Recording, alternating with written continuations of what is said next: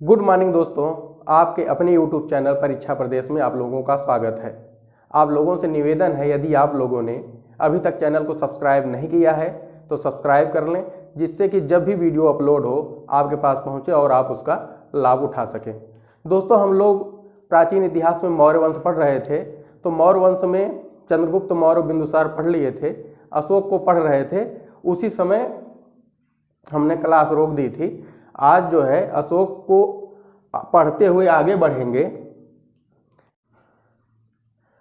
तो आइए दोस्तों, हम लोग अशोक के परिप्रेक्ष्य में पढ़ते हुए आगे बढ़ते हैं।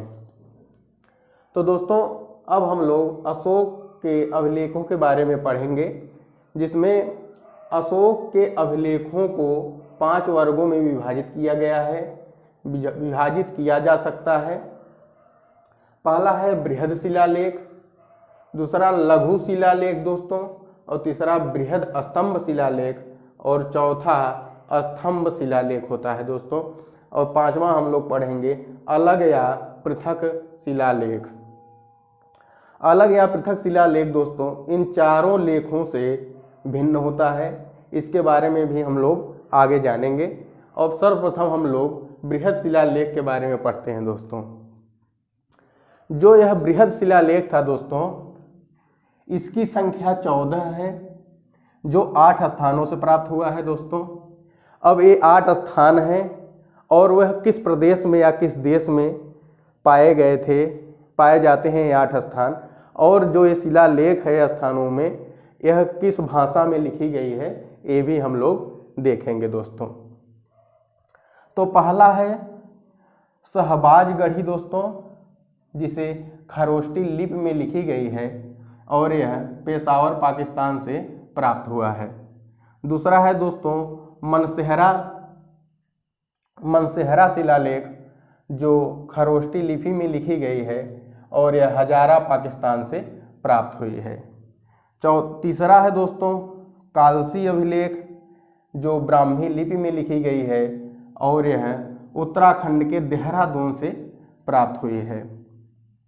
चौथा है जूनागढ़ अभिलेख, जो ब्राह्मी लिपि में इसे भी लिखा गया है दोस्तों, और यह गिरनार सौराष्ट्र अर्थात गुजरात से प्राप्त हुई है। सोपारा अभिलेख, जो ब्राह्मी लिपि में लिखी गई है और यह थाना महाराष्ट्र से प्राप्त हुई है। छठवां है दोस्तों धौली अभिलेख, जो कि ब्राह्मी लिपि में लिखी गई है और यह पुरी उड़ीसा से प्राप्त हुई है। सातवां है एरगुड़ी अभिलेख, जो कि ब्राह्मी लिपि में इसे भी लिखा गया है और यह आंध्र प्रदेश के हैदराबाद से प्राप्त हुई है। जौगढ़ अभिलेख दोस्तों, जौगढ़ अभिलेख यह 8वां अभिलेख है, जो कि ब्राह्मी लिपि में लिखी गई है और यह गंजाम उड़ीसा से प्राप्त हुई है। ये दोस्तों हो गया जो शिलालेख 8 स्थानों से प्राप्त हुए हैं, 14 शिलालेख, उनका यह स्थान हो गया है दोस्तों। अब हम लोग आगे चल करके 14 शिलालेखों के विषय में विस्तृत रूप से जानेंगे, लेकिन उससे पहले हम लोग लघु शिलालेख, बृहद स्तंभ शिलालेख, लघु स्तंभ शिलालेखों के विषय में जान लेते हैं दोस्तों। उसके बाद हम लोग इस 14 शिलालेखों के उसके बाद हम लोग इस बृहद 14 शिलालेखों के विषय में जानेंगे कि किस अभिलेख में, प्रथम अभिलेख में क्या लिखा गया है। इस प्रकार से हम लोग 14 अभिलेखों के विषय में विस्तृत रूप से अध्ययन करेंगे। तो हम लोग नेक्स्ट स्लाइड में हम लोग दोस्तों लघु शिलालेख के विषय में पढ़ेंगे। आइए दोस्तों, हम लोग इसी परिप्रेक्ष्य में आगे बढ़ते हुए लघु शिलालेखों के विषय में देखते हैं। तो दोस्तों लघु शिलालेख अनेक स्थानों से प्राप्त हुए हैं, जिसमें कुछ शिलालेख प्रमुख हैं जिन्हें हम लोग जान लेते हैं। पहला है दोस्तों तक्षशिला लघु शिलालेख है, जो पाकिस्तान से प्राप्त होता है दोस्तों। दूसरा है गांधार लघु शिलालेख, जो कि अफगानिस्तान से प्राप्त होता है। तीसरा है मास्ती लघु शिलालेख, जो रायचूर कर्नाटक से प्राप्त होता है। और पांचवा है दोस्तों चौथा है रूपनाथ लघु शिलालेख, जो कि जबलपुर मध्य प्रदेश से प्राप्त हुआ। गुजरी शिलालेख लघु शिलालेख, जो दतिया जिला मध्य प्रदेश से प्राप्त हुआ। यह बहुत ही महत्वपूर्ण लघु शिलालेख है दोस्तों, जिसमें जो है इसमें अशोक का नाम अशोक लिखा गया हुआ मिलता है। ये हो गया दोस्तों कुछ लघु शिलालेख। अब हम लोग लघु शिलालेख को देख लिए हैं दोस्तों, अब हम लोग अशोक के स्तंभ लेखों के विषय में जानेंगे। कुछ महत्वपूर्ण अशोक के स्तंभ लेख भी हैं दोस्तों, जिन्हें हमें जानना बहुत ही जरूरी है, और हम लोग इसे जान लेते हैं। पहला अशोक का स्तंभ शिलालेख जो है दोस्तों, पहला अशोक का स्तंभ लेख दिल्ली है, दिल्ली टोपरा। यह दोस्तों टोपरा जो है हरियाणा के अंबाला जिले में पाया गया था। टोपरा स्तंभ लेख जो कि फिरोज शाह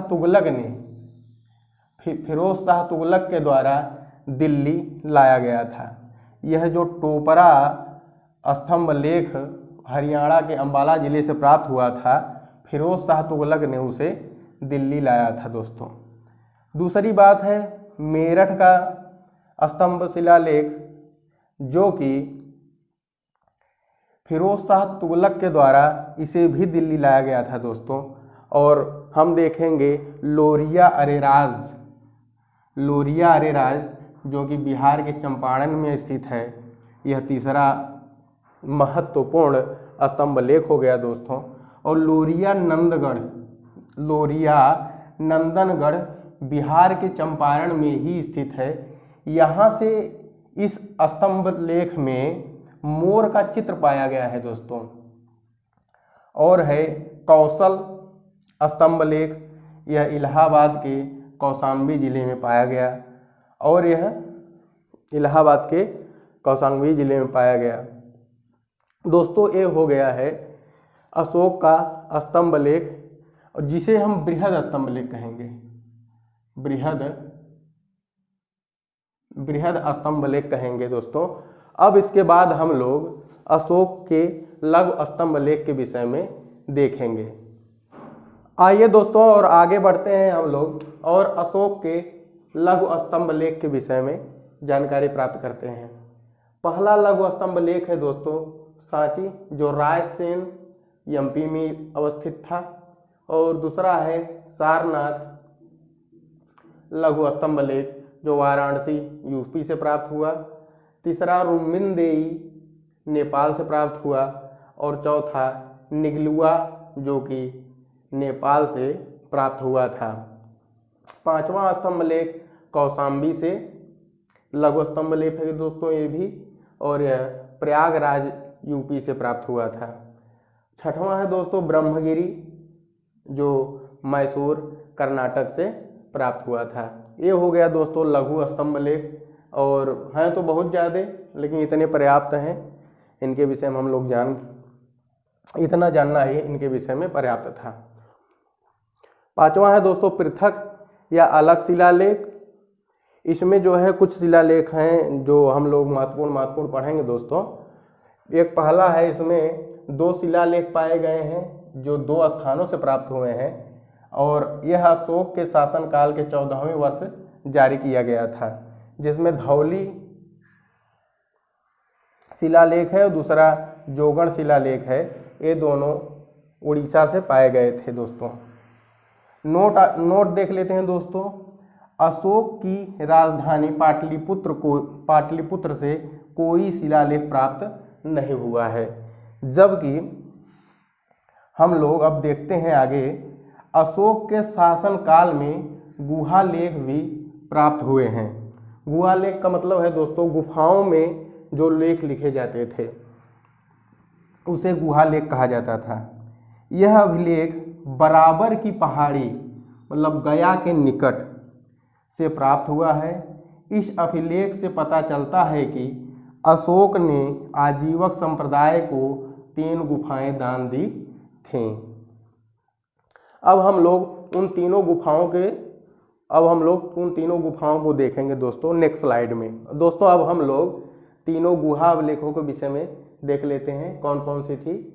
सुदामा या न्योग्राध गुहा अभिलेख, और दूसरा था विश्व झोपड़ी या खल्लटिका गुहा अभिलेख, और तीसरा था कर्ण चोपर या सुप्रिया गुहा अभिलेख।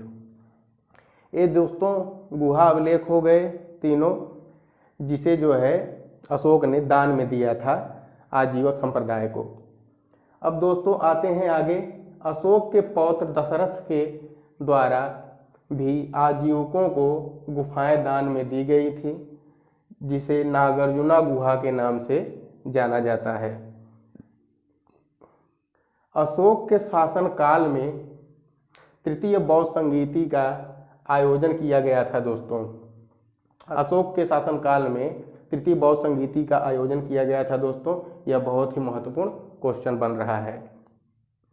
कौशाम्बी अभिलेख से उसकी पत्नी कारुबाकी और पुत्र तीवर का उल्लेख मिलता है दोस्तों। यह भी बहुत ही महत्वपूर्ण है कि कौशाम्बी अभिलेख से उसकी पत्नी कारुबाकी और उसके पुत्र तीवर का उल्लेख प्राप्त होता है।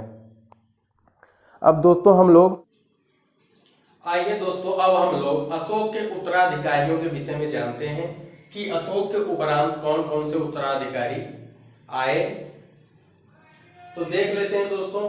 देखते हैं दोस्तों, अशोक के बाद उसका उत्तराधिकारी कुणाल था, उसके बाद दशरथ हुआ, फिर संप्रत हुआ, फिर शालिशुक हुआ, उसके बाद दोस्तों देववर्मन हुआ, फिर शतधन्वन हुआ और फिर बृहद्रथ हुआ दोस्तों।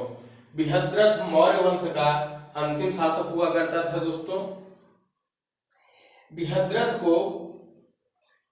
जो अंतिम सम्राट था, इसकी हत्या उसके बृहद्रथ के सेनापति पुष्यमित्र शुंग ने कर दी। तत्पश्चात शुंग वंश की स्थापना हुई। यहां से दोस्तों मौर्य वंश तो समाप्त हो जाता है। अब हम लोग मौर्य वंश के कुछ स्थितियों के बारे में पढ़ेंगे। जैसे उस समय मौर्य वंश की सामाजिक स्थिति क्या थी दोस्तों, प्रशासनिक स्थिति क्या थी, आर्थिक स्थिति की तुलना करेंगे। उसके बाद फिर हम लोग मौर्य वंश को समाप्त कर देंगे। लेकिन आज इसी पर वीडियो को हम लोग रोकते हैं। आप लोगों से निवेदन है कि यदि आप लोगों ने अभी तक चैनल को सब्सक्राइब नहीं किया है दोस्तों, तो चैनल को सब्सक्राइब कर दें, बेल आइकन को प्रेस कर दें, और दोस्तों वीडियो को पूरा देखें और लाइक भी करें और शेयर भी करें। दोस्तों अब हम लोग नेक्स्ट क्लास मौर्य वंश की नेक्स्ट डे अर्थात कल करेंगे। धन्यवाद।